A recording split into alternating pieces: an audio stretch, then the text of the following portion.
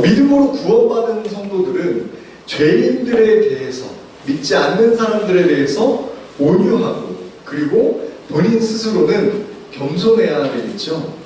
우리 스스로의 모습을 잘 알아야, 그래야 남을 바라보는 기준이 바르게 되는 겁니다. 나를 알아야 남을 볼 수 있다는 말이죠. 여러분, 우리 스스로에게 한번 물어봅시다. 나는 누군가에게 롤모델이 될 수 있는가? 나는 누군가의 멘토가 될 수 있는가? 여러분, 롤모델이 되고 있습니까? 아니면 멘토가 되고 있습니까? 만약 이 대답에 약간이라도 부끄러운 마음이 있다면 우리 스스로를 돌아봐야 합니다. 반대로 여러분들이 본받고 싶어하는 그런 멘토가 있습니까? 멘토가 있나요? 만약 그렇다면 무엇 때문에 그들을 멘토로 삼고 싶으신 건가요? 왜 그들이 멘토가 돼야 되는 거죠? 분명히 여러 가지 좋은 이유가 있기 때문에 그럴 겁니다. 삶의 전반적인, 그리고 거의 모든 부분에서 내가 본받을 것이 있기 때문에 그들을 멘토로 삼는 거겠죠. 솔직히 이 세상 가운데 우리의 진정한 멘토는 예수 그리스도 외에는 사실 없습니다. 예수님 외에 완벽한 사람이 없다는 말이죠. 하지만 우리는 예수님처럼 살기가 쉽지는 않습니다. 오늘 말씀을 통해 인생에 필요한 좋은 부분들을 함께 하길, 그리고 좋은 부분들이 뭔지 알고 그것들을 함께 하길 간절히 바랍니다. 우선 첫 번째 말씀을 보면 바로 잡으라는 말씀입니다. 우리 1절 말씀 다시 한번 읽어볼까요? 1절입니다. 시작. 형제들아, 사람이 만일 범죄한 일이 드러나거든 신령한 너희는 오면 신령으로 그러한 자를 바로잡고 너 자신을 살펴보아 너도 시험을 받을까 두려워. 네, 갈라디아서 6장 1절이에요. 잘 찾았나요? 네. 자, 여기 보면은 뭐라고 되어 있냐면 바로 잡으라는 말을 하고 있는데, 여러분 이런 거죠. 나도 못하면서 남들에게 잘하라고 말할 수 있을까요? 내가 그런 것들을 하지 못하는데 남들에게, 자녀에게 이런 거 해라고 감히 말할 수 있을까요? 그런데 여러분 1절 중반부에 보시면 뭐라고 표현되어 있냐면 신령한 너희는 이라고 되어 있죠. 신령한 너희는. 이 말은 성령이 함께하고 있는 나를 말하고 있는 겁니다. 예를 들어 성령이 함께하지 않는 자를 말하는 게 아닌 거죠. 예수 그리스도를 믿음으로 성령이 함께하고 있는 신령한 우리가 권면하라는 얘기입니다. 마태복음 18장에도 잘못한 사람을 권면할 때 예수님께서 이렇게 말하죠. 두세 사람이 내 이름으로 모인 곳에는 나도 그들과 함께 있느니라. 이게 셋이, 두세 사람이 모여서 기도하라는 말이 아니에요. 두세 사람이 잘못한 사람을 권면할 때 누가 있다고요? 예수님이 있다는 말이에요. 그러니까 이 말은 함께 모여서 기도해라, 내가 거기 있을게 라는 말이 아니라 누군가를 권면할 때 나도 있으니까 예수님이 한 말이니까 그 말을 들어라 라는 말이죠. 성령의 사람은 담대하게 잘못된 부분을 말할 수 있어야 합니다. 내 안에 누가 있으니까요? 예수님이 있으니까. 에스겔 3장 18절로 19절 말씀에 이런 말씀이 있어요. 한번 잘 들어보세요. 가령 내가 악인에게 말하기를 너는 꼭 죽으리라 할 때에 네가 깨우치지 아니하거나 말로 악인에게 일러서 그의 악한 길을 떠나 생명을 구원하게 하지 아니하면 그 악인은 그의 죄악 중에서 죽으려니와 내가 그의 핏값을 네 손에서 찾을 것이고, 네가 악인을 깨우치되 그가 그의 악한 마음과 악한 행위에서 돌이키지 아니하면 그는 그의 죄악 중에서 죽으려니와 너는 네 생명을 보존하리라. 이 말이 무슨 말이에요? 악한 사람이 있는데 그 사람의 잘못을 뭐 저렇게 살다 죽겠지 내버려 두면 그 사람은 그 죄악 가운데 죽어요. 그런데 그의 핏값을 누구에게 찾는다고요? 나에게 찾는다고요.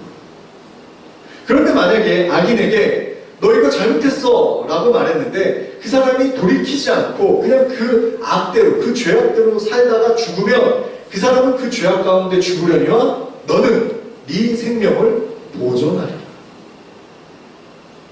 아까 목사님 기도에도 얘기했죠. 세상이 성경의 반대대로 살아가고 있어요.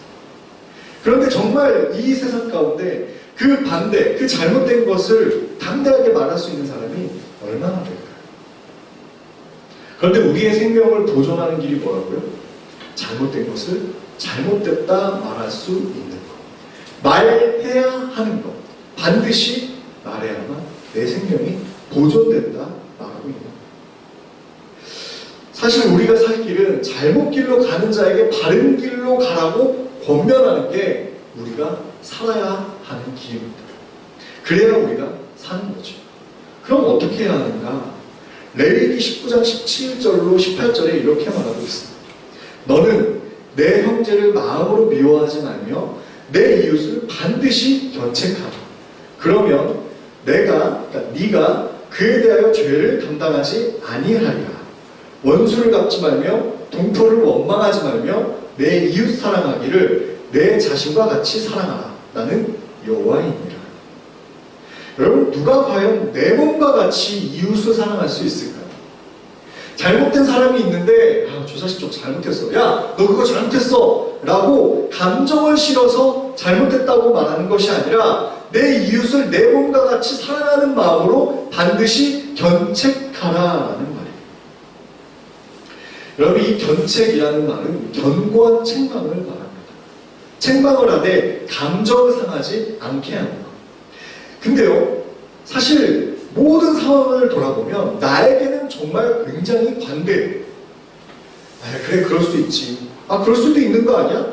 내가 이렇게 화가 나고 내가 이렇게 힘든데 그럴 수도 있지라고 나에 대해서는 굉장히 관대한데 남에 대해서는 굉장히 엄격한 기준을 대고 있어요. 나는 사실 그것도 하지 못하면서 남들에 대해서는 왜 저래? 왜 저렇게 하는 거지? 라고 말하고 있는 거죠. 아니면 나는 정말 의로운 척 다 하면서 남들은 의롭지 않다라고 생각하면서 권면하고 있진 않나요? 마치 성경에 보면, 특히 신약에 보면 바리새인들처럼 우리가 그렇게 살아가고 있진 않나요? 여러분, 그게 어떤 건지, 견책이 무엇인지, 내가 지금 제대로 견책하고 있는지 아닌지를 어떻게 알 수 있는지 알아요?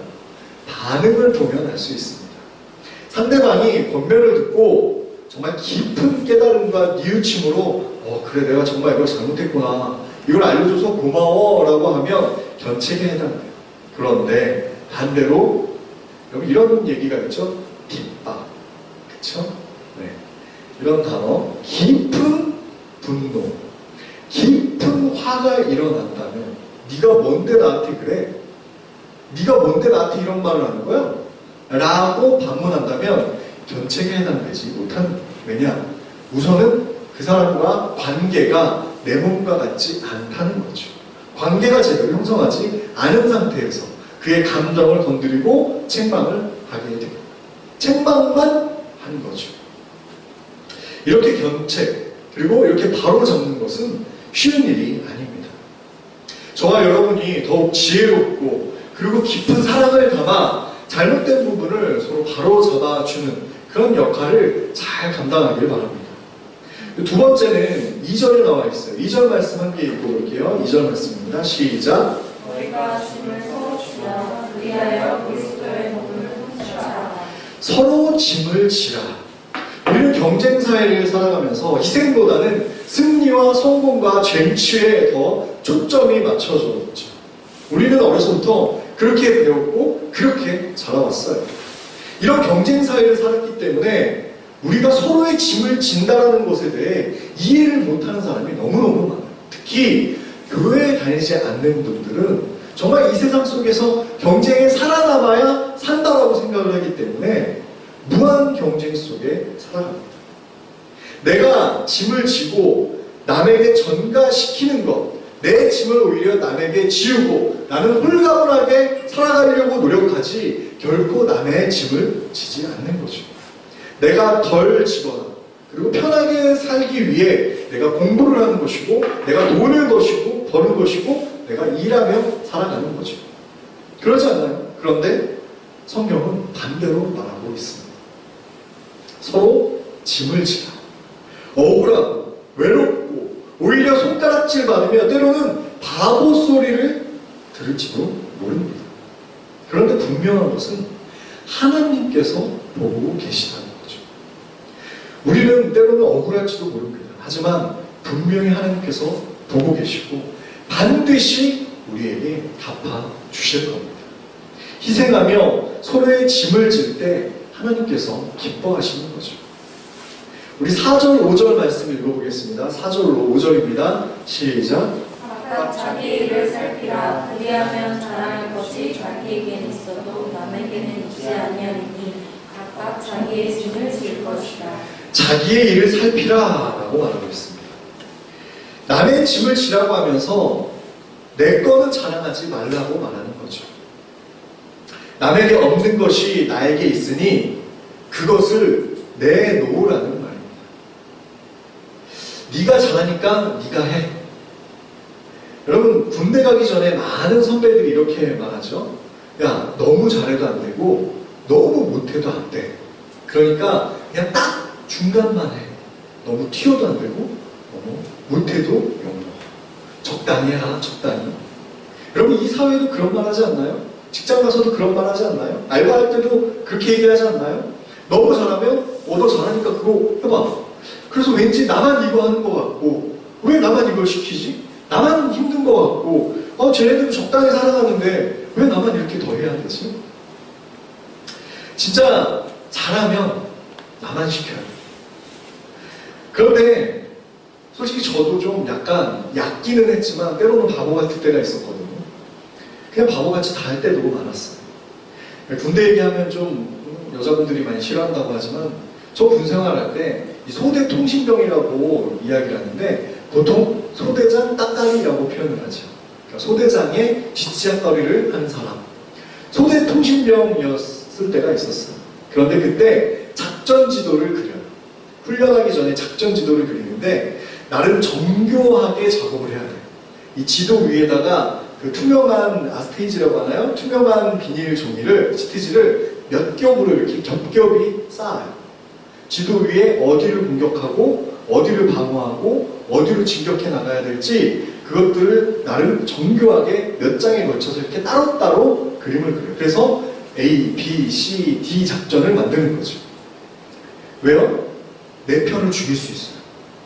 우리 아군을 죽일 수가 있으니까 그 좌표를 정확하게 찍고 그림을 그려야 됩니다. 이 나름 정교한 작업이기 때문에 정말 밤을 새서 하는데 소대장은 뭐하고 있을까요? 자요. 옆에서 자빠져? 자고 있죠.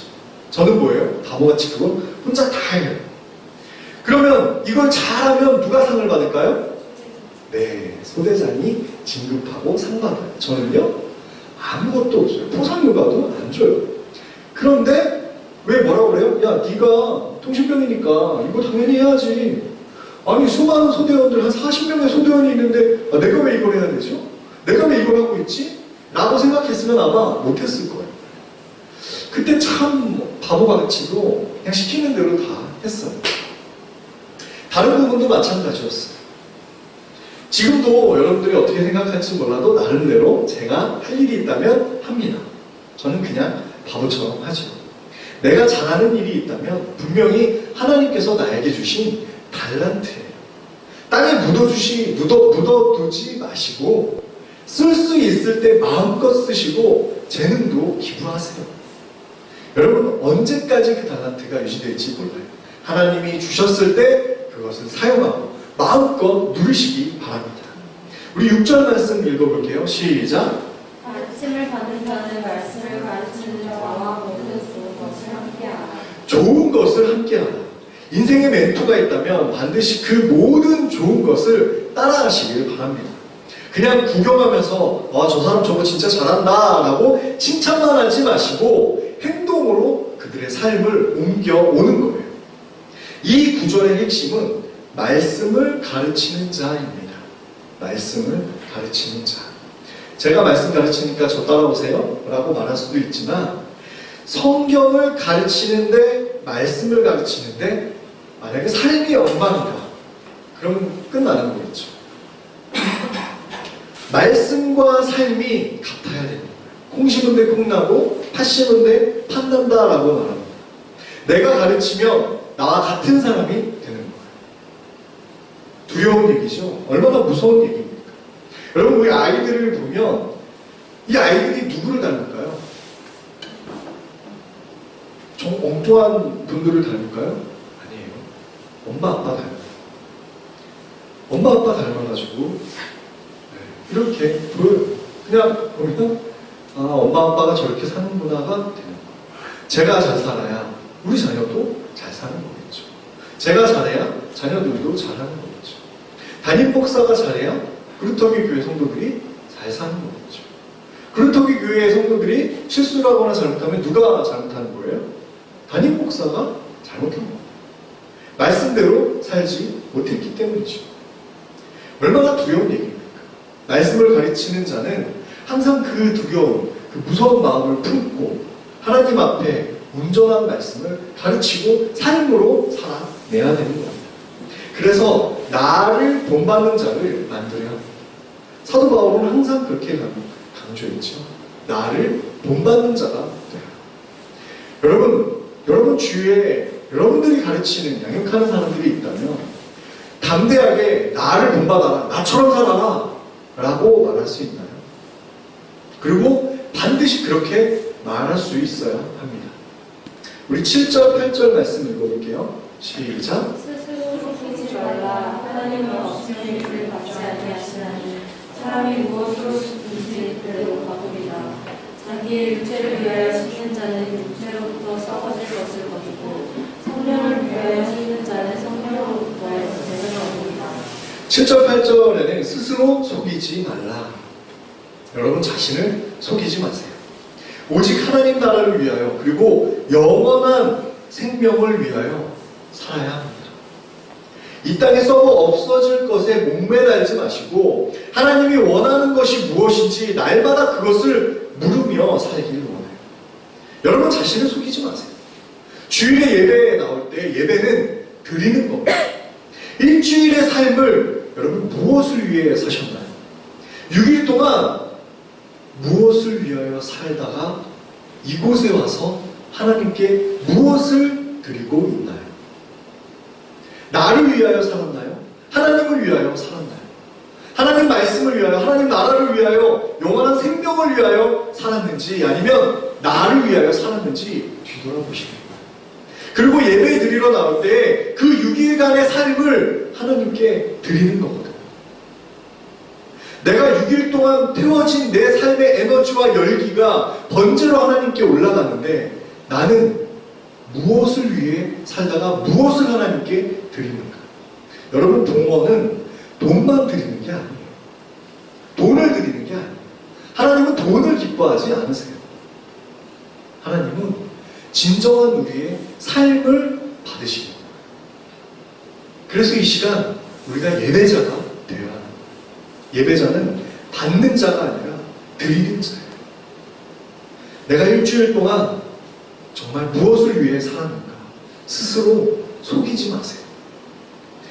육체를 위하여 심는 자는 육체로부터 썩어질 것을 거두고 성령을 위하여 심는 자는 성령으로부터 영생을 거두리라. 우리가 정말 무엇을 위하여 살아야 하는지 우리 스스로를 속이지 않았으면 좋겠어요. 오늘부터라도 6일의 삶을 살아갈 때 날마다 물었으면 좋겠어요. 하나님, 내가 하나님을 위하여, 하나님 나라를 위하여 어떻게 살아야죠? 내가 직장에서, 내가 일하는 일터에서, 내가 공부하는 학업을 하는 학교에서 내가 어떻게 하나님 나라를 위하여 살 수 있죠? 라고 물으세요. 묻고 기도하세요. 그래서 스스로를 절대 속이지 않았으면 좋겠어요. 9절 말씀입니다. 시작. 네가 선을 행하되 낙심하지 말지니 포기하지 아니하면 때가 있음에 거두리라. 우리는 선행에 지치고 낙심이 될 때가 너무너무 많아요. 해도 안 되고. 때로는 씨앗을 심고 바로 열매를 기다리는 것처럼 한 방울 땀도 없이 노력도 없이 날로 얻어 먹으려는 그런 욕심 때문에 그러진 않나요? 우리의 땀과 노력은 절대로 사라지지 않습니다. 언젠가 반드시 열매를 맺는 거죠. 때로는 그것이 우리 세대가 아닐지라도 우리는 한 그루의 사과나무를 심어야 하는 거죠. 10절 말씀입니다. 함께 읽겠습니다. 시작. 그러므로 우리는 주의 이르는 대로 모든 이에게 착한 일을 하되 더욱 믿음의 가정들에게 할지니라. 착한 일을 하라.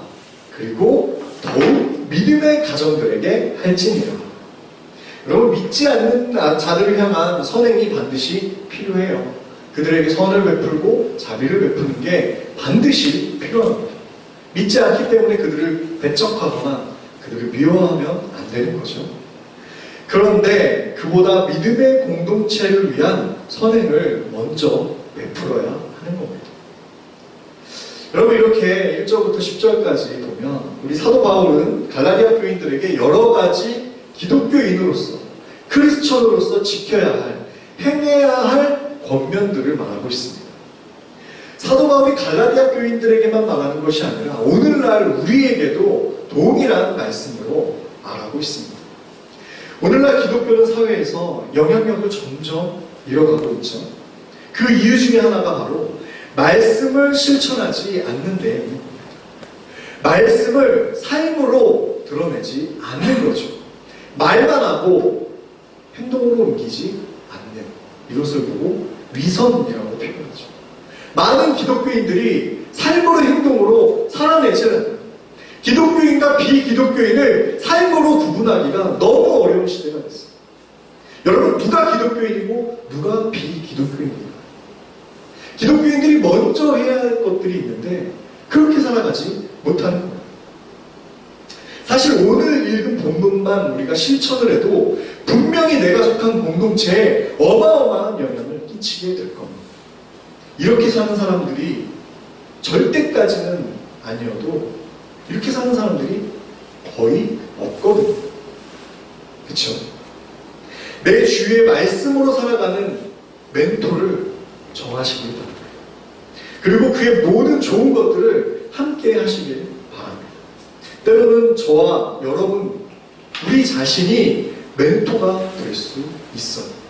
분명히 여러분의 후배들이, 동생들이 여러분들을 멘토 삼고 있을지도 모릅니다. 멘토가 되고, 그리고 멘토로서 남들에게 모범이 되는 삶을 먼저 살아야 되겠죠. 멘토가 되고 멘토를 삼아 더욱 믿음 안에서 거룩하게 살아가는 저와 여러분이 되길 간절히 소망합니다.